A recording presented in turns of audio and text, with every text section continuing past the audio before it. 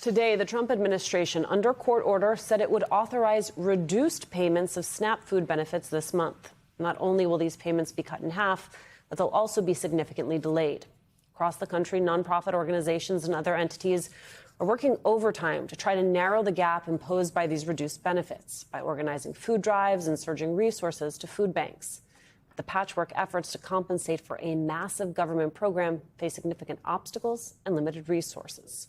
Joining us to discuss, the president and CEO of Catholic Charities USA, Carrie Alice Robinson, and the CEO of Share Our Strength, Ann Philippik. Welcome to you both.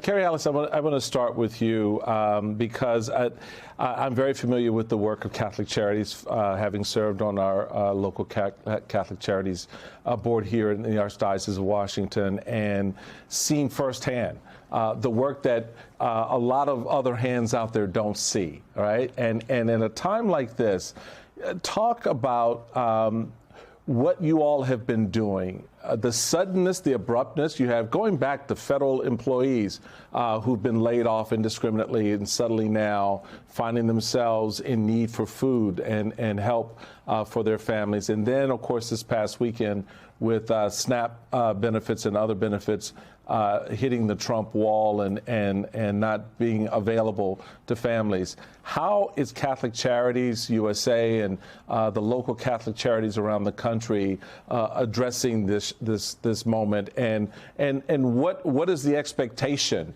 that you have in terms of the resources, because even those are limited in many cases, as you know?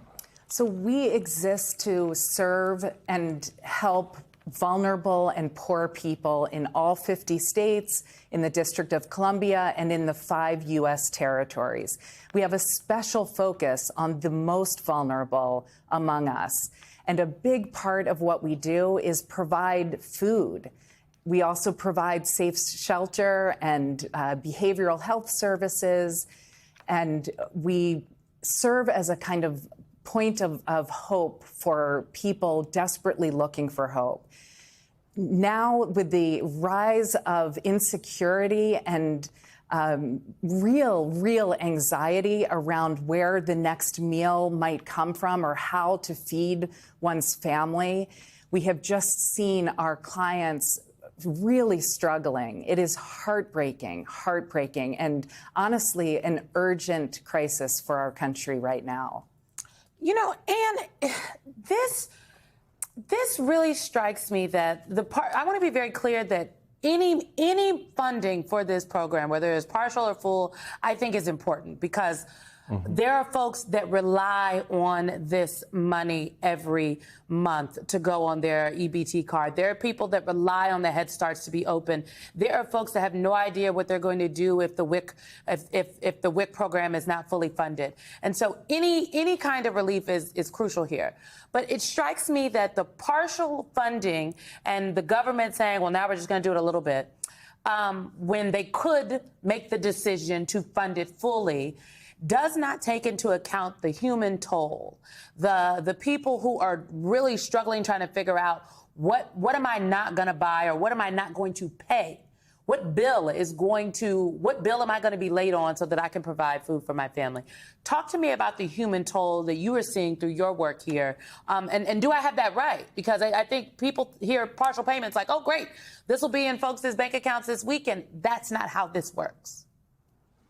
Exactly. Well, let me begin by underscoring how unprecedented and completely unnecessary this hunger crisis is.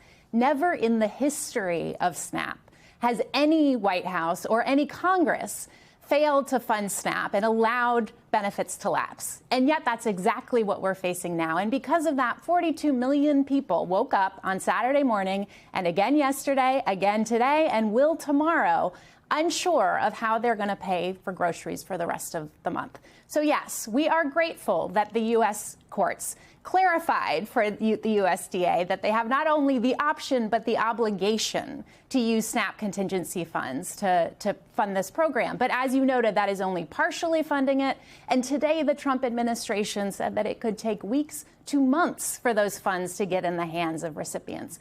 The American people do not have weeks to months to figure out how to pay for groceries and feed their families.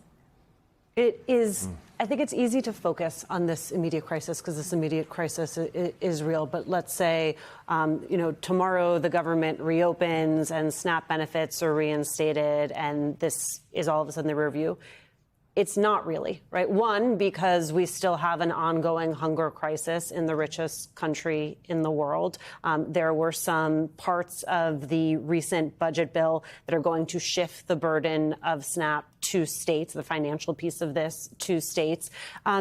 If we were having a real conversation about hunger in the United States that were devoid of partisan politics, what would it actually look like to talk about the face of hunger and what is necessary in order to make sure that our neighbors and the folks we worship with and the folks we go to school with are not living with hunger? See, I think that this can actually be a moment of unity and bridge building, because it should not be the case that a child goes to bed hungry in the richest country in the world. It should not be the case that working poor people have to choose between rent and feeding their families. It should not be that elderly are so insecure about their next meal. It's so basic in terms of human dignity that I think all people of goodwill can come together around this and putting a human face on it. These are our neighbors. They're in every state, in every community. And I'm appealing to people of goodwill to treat this with the urgency that it deserves.